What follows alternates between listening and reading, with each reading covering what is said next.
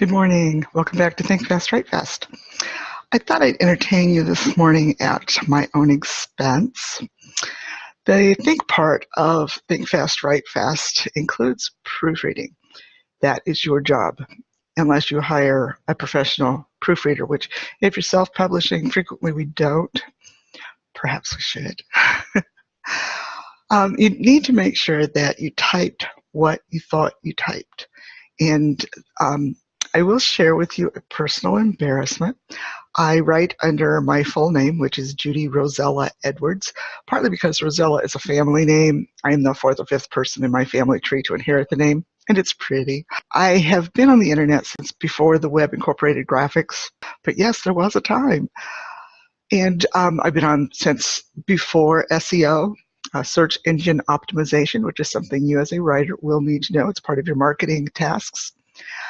And before analytics existed, I was already looking for myself, not in an esoteric means, but I just wanted to know, was I reaching the people I was hoping to? Were they finding me?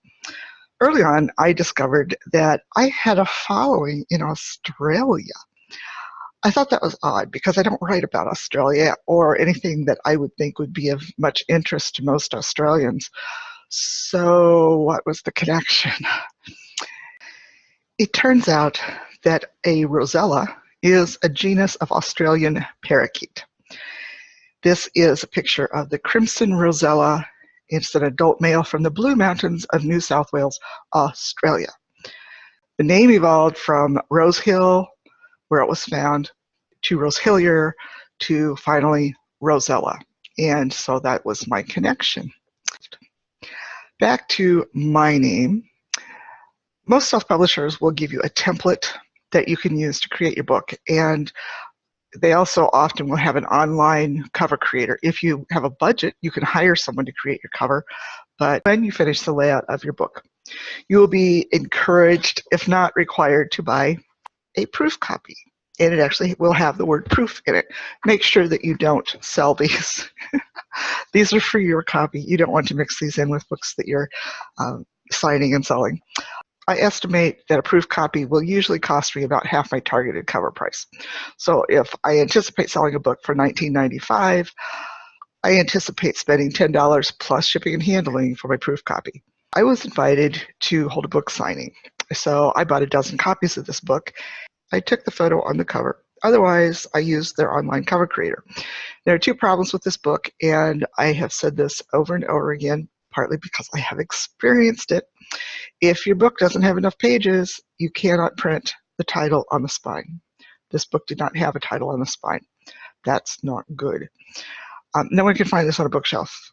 If they don't know that this title is green, which it's not in the title, The Green Book About Springdale Cemetery, they don't know how to find it. So you need a title on the spine. To do that, the book has to have a minimum number of pages, usually a minimum of 130 pages, which is why projects like NaNoWriMo recommend that you write 50,000 words. That's maybe going to be a book thick enough to have a title printed on the spine.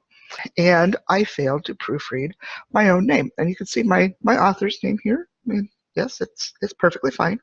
However, this cover creator has a style set up so that the title and the author's name is on the side. And if you look at this, I spelled my own name wrong. I spelled my own name wrong. I spelled my own name wrong. Oh my goodness. That's a humiliating mistake. I was overwhelmed, and I really didn't know what to do because you can't get money back. I designed it. I'd already paid for it. Nothing I can do. I Googled solutions. I scoured online groups. I discussed this issue with a number of people, including bookstore retailers. We couldn't come up with a solution that wasn't tacky. Print out stickers and stick them on the book, rip off the covers. Either I'm the first person that's ever made this mistake, really, or I'm the first person to talk about it. Book collectors often pay premium price for a book with this kind of an error, but only if it's written by a well-known author and published by a mainstream publishing house. Usually, there really is not a market for self-published books that have errors. And I had no money to buy another dozen copies, so I canceled the book signing. That was a very expensive error on my part, when I hope you never find yourself in the situation of making. Later on, I corrected the cover. The advantage of self-publishing is there are not warehouses of this book with the error sitting around waiting to be sold. Literally, with self-publishing, they print the book as it is purchased. Now, I had already purchased and received my copies, but from the time that I actually made the correction, from that point on, any books that were purchased would be corrected. If they were already in the print process, that was too late. I needed to come up with an idea. I had already bought 24 of these books, and remember, you're paying half the cover price, so I was out a few dollars. For lack of a better idea, I went ahead and signed all the books with my name spelled wrong on the cover, and I gave them away as party favors at someone else's birthday party. Learn to laugh at yourself, even when the loss is painfully and financially embarrassing, and do proofread.